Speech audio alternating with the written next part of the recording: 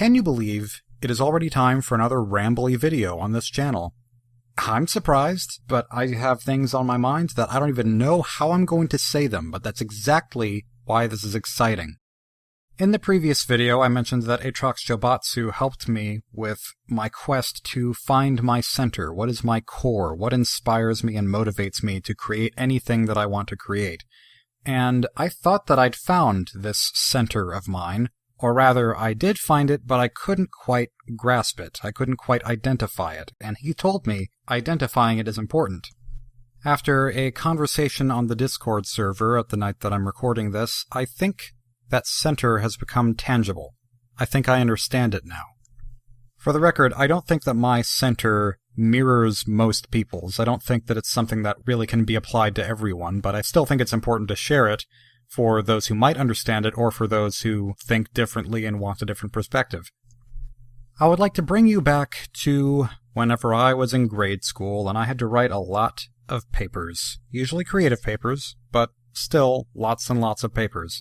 And I think that people can relate to the struggle that I had to go through with the guidelines of all of these papers. You always had to start with a brainstorming map.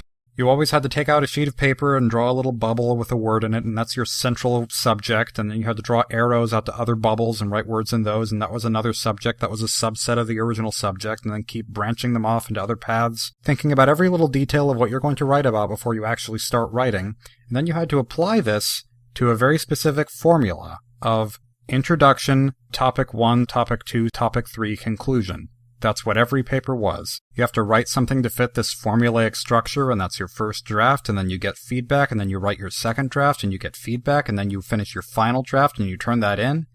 I always thought this was a dumb process. I never liked it one bit. I always felt like the steps before the final draft were so pointless, so I just started with the final draft.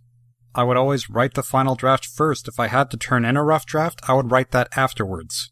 I always felt like my writing was most effective when I just made it up as I went along.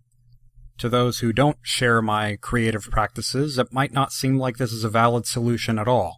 But I acquired this feeling of validity with my methods when I turned in papers and they always had this 1 to 4 rating system where 4 was just about as good as you could do, and I can't remember a time when I ever turned in a paper that got anything less than a 4. And this wasn't just in elementary school. I also remember a time in high school when it was around Halloween, we all had to write stories for an English class. Whenever we got our papers back, my story was the only one that didn't have a grade written on it. And the reason my teacher gave for not putting any ink on the paper is because she thought that would ruin it. Because she thought it was apparently good enough to not be touched. Needless to say, this has given me a good bit of confidence in my ability to completely improvise stories. And I think it's because I don't think so much about the logic behind what's going on as I do the feelings that are connected with each moment. Another support that I have for my artwork being more driven by feelings than by thinking logically through things is, in my animation class, we've been taught about Frank and Ollie's 12 principles of animation. Basically, these 12 guidelines to make all of your animation feel better and more relatable to the audience. Before I took these animation courses, I'd never heard of the 12 principles of animation before, and yet I was following all of them already, except for certain ones that I consciously disagree with in most situations. And honestly, it kind of annoyed me that these principles of animation were being taught to me in class, because it's like, this is what the masters do, this is what you should be doing, and I don't want a rule book, I want to be my own person. I'm not Walt Disney or Don Bluth, and I don't really want to be, because even though their animation is very impressive, it doesn't always feel right to me. Going back to writing stories again, to me, the process of thinking of the beginning, middle, and end of a story and starting from vague and going into more specific details, that feels kind of like making a rule book for myself from which to ground everything that I'm making. And I don't function well that way. I don't really like to know everything that happens and then try to make it sound good as I write it. I like to feel the events unfold. I want to be just as surprised by what I'm writing as someone might be who's reading it. And this philosophy of mine has pretty much translated itself into my game design as well. Every game that I've made pretty much started from me just having a general idea of what I wanted to do, and then making it up as I went along. When I made Riddle School, I didn't know it was going to be a series. Whenever I started working on Riddle Transfer 2, I had no idea how it was going to end. Whenever I made Revive, not only did it end up being twice as long as I thought it would be, but I had a story in mind, and that story was completely different whenever I made the game. My only thoughts going into making One Night at Flumpty's 1 and 2 were, I want to make a FNAF fan game with creepy rooms and a happy, stupid-looking egg. I based the gameplay around the parts of Five Nights at Freddy's that inspired me, and just kind of trusted that everything would work out, and it did.